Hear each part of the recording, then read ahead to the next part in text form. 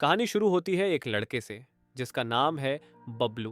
वो अपनी बड़ी बहन के साथ प्रिंसिपल के ऑफिस में बैठा है।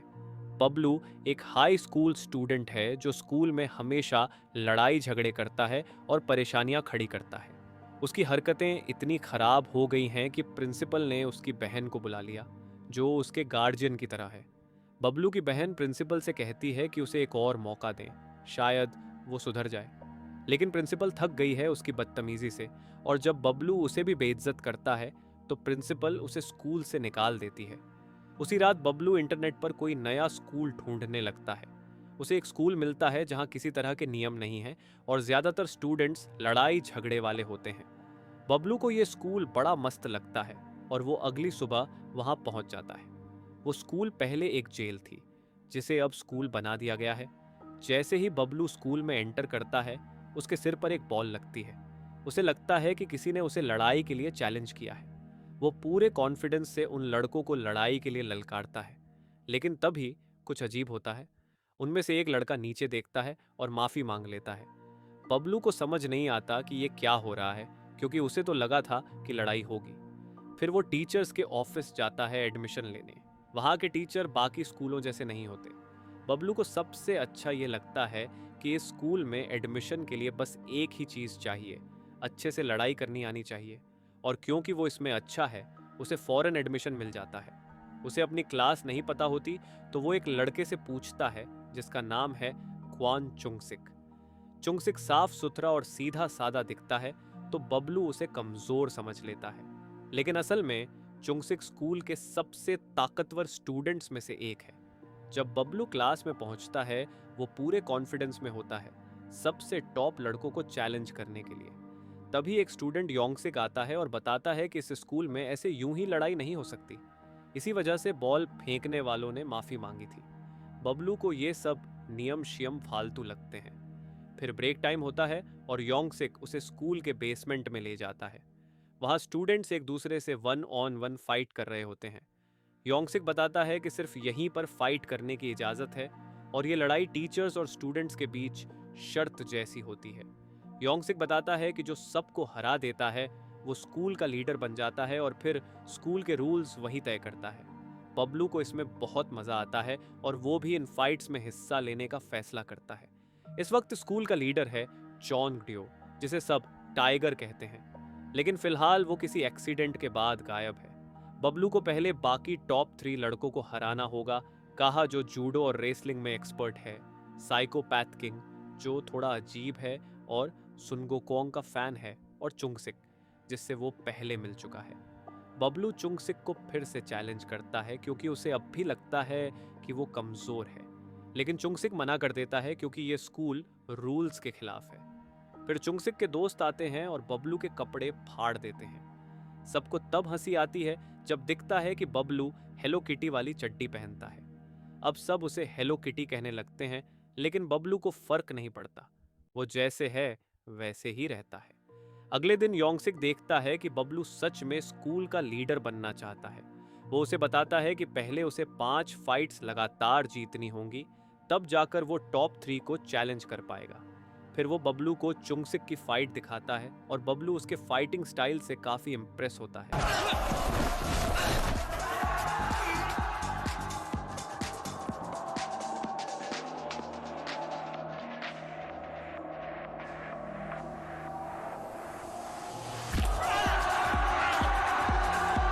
इसके बाद बबलू फाइट क्लब ज्वाइन करता है और अपनी पहली फाइट में आसानी से जीत जाता है।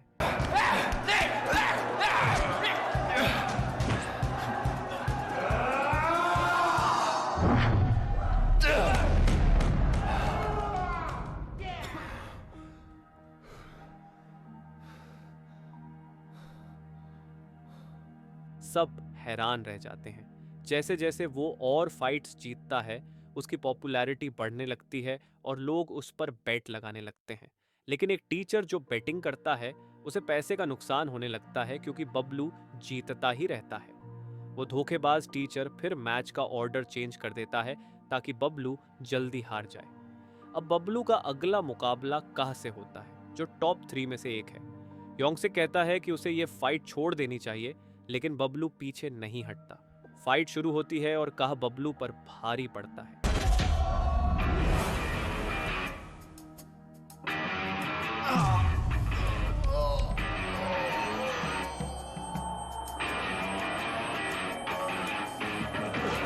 लेकिन फिर बबलू अपनी शर्ट उतार देता है ताकि उसे पकड़ना मुश्किल हो जाए। ये ट्रिक काम करती है और बबलू पूरी ताकत लगाकर काह को हरा देता है।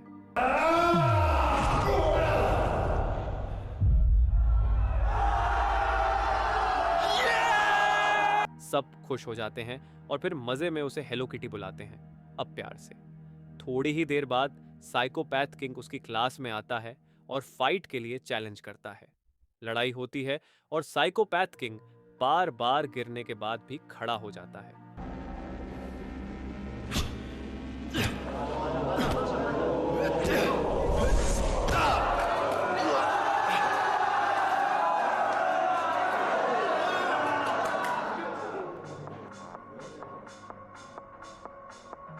아버지, 어머니, 제 목소리 들리시죠? 당신의 자랑스러운 아들, 여기서도 잘 지내고 있어.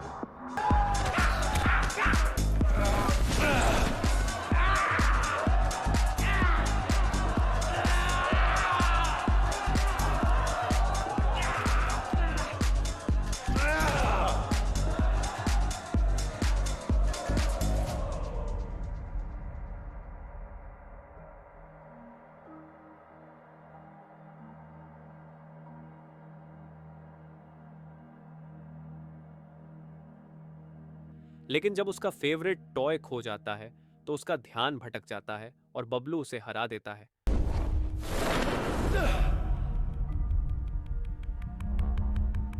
उसके बाद अचानक माहौल एकदम शांत हो जाता है क्योंकि कोई नया लड़का फाइटिंग एरिया में एंट्री करता है। दोस्तों, अगर आपने यहाँ तक कहानी देख ली है तो प्लीज मेरे इस छोटे से चैनल को सब्सक्राइब कर दो। अब कहानी में आता है चोंगडियो, वही जो पहले स्कूल का चैंपियन और लीडर था। सब लोग चौंक जाते हैं क्योंकि काफी टाइम से वो स्कूल से गायब था और सबको लगा था कि वो किसी हादसे में बुरी तरह घायल हो गया है। लेकिन अब जब वो वापस आता है तो बिल्कुल ठीक ठाक दिख रहा होता है। चुंगसिक उससे कहता है कि फाइट में मत पड़ो क्योंकि ये स्कूल के रूल्स के खिलाफ है। लेकिन डियो किसी की नहीं सुनता। इस बार उसका इरादा है सारे रूल्स तोड़ने का और पूरे स्कूल पर फिर से राज करने का। जब सबको पता चलता है कि डियो और चुंगसिक के बीच फाइट होने वाली है तो बबलू, योंगसिक और बाकी सब स्टूडेंट्स बेसब्री से देखने को तैयार हो जाते हैं।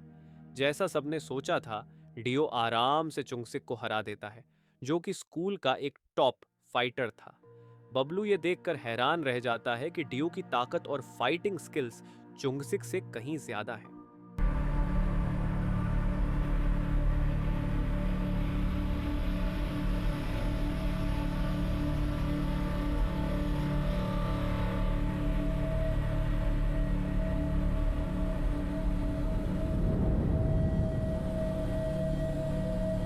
चुंगसिक के हारते ही उसके सारे फॉलोअर्स डियो की टीम में चले जाते हैं। डियो सिर्फ चुंगसिक को ही नहीं बल्कि साइकोपैथ किंग और काह को भी हरा देता है। अब वो फिर से स्कूल का लीडर बन जाता है। अब जब डियो सबसे ताकतवर बन गया है तो वो स्कूल का फाइटिंग क्लब बंद कर देता है और कहता है कि जिसे लड़ना है वो वैसे ही लड़े। धीरे धीरे और भी स्टूडेंट्स उसकी टीम में शामिल हो जाते हैं, यहाँ तक कि योंगसिक भी। एक दिन योंगसिक को पता चलता है कि डियो अब बबलू से लड़ने और शायद उसे नुकसान पहुंचाने वाला है। योंगसिक को बबलू की फिक्र होती है क्योंकि अब वो उसे दोस्त मानता है। वो बबलू को जाकर सब बता देता है और कहता है कि स्कूल छोड़ दे, लेकिन डियो ये बात सुन लेता है। फिर डियो गुस्से में अपने लोगों से कहता है कि योंगसिक की बुरी तरह पिटाई कर दो। बबलू को जब पता चलता है कि योंगसिक को डियो ने मारा है तो वो दौड़कर उसकी मदद करने आता है। उसे बहुत दुख होता है और कसूर भी महसूस करता है कि योंगसिक उसकी वजह से बुरी तरह घायल हो गया। डियो अब बबलू को खुलेआम फाइट के लिए चैलेंज कर देता है। घर जाकर बबलू अपनी बहन को देखता है जो गहरी सोच में डूबी होती है। उनके पास न माँ बाप हैं न कोई और रिश्तेदार।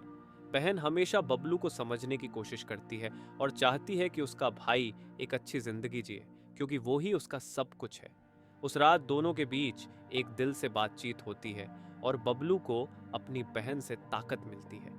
अब वो तय करता है कि वो ड्यू को हराकर योंगसिक का बदला लेगा। अगले दिन वो स्कूल जाता है और ड्यू का चैलेंज स्वीकार कर लेता है, लेकिन उससे पहले उसे ड्यू के फॉलोअर्स से भिड़ना पड़ता है। फाइट शुरू होती है और ड्यू के लड़के बबलू की जमकर पिटाई करने लगते हैं। तभी अचानक चुंगसिक वहां आ जाता है। उसके साथ साइकोपैथ किंग और काह भी होते हैं। वो सब बबलू की मदद करने आए हैं। जब ये सब ड्यू के लोगों से लड़ रहे होते हैं, बबलू और ड्यू एक अलग जगह आमने सामने होते हैं। ड्यू कहता है कि ये फाइट अब जान लेकर ही खत्म होगी। बबलू भी मान जाता है। दोनों के बीच जबरदस्त और खतरनाक फाइट होती है। ड्यू बहुत हिंसक हमला करता है, लेकिन बबलू पूरी जान लगाकर खुद को बचाता है। आखिरकार बबलू ड्यू को हरा देता है, भले ही खुद बुरी तरह घायल हो जाता है। अब बबलू स्कूल का नया चैंपियन और लीडर बन जाता है, यानी अब स्कूल के रूल्स वही तय करेगा। वो फिर से फाइटिंग क्लब शुरू कर देता है। फिल्म का एंड होता है उस सीन से जब बबलू और चुंगसिक फाइट करने के लिए तैयार खड़े होते हैं, लेकिन कौन जीतता है ये हमें नहीं बताया जाता। तो इस कहानी की सीख ये है, किसी को उसकी हेलो किटी वाली अंडरवियर से मत आंकना, क्योंकि असली ताकत अक्सर सबसे अनोखे पैकेज में आती है।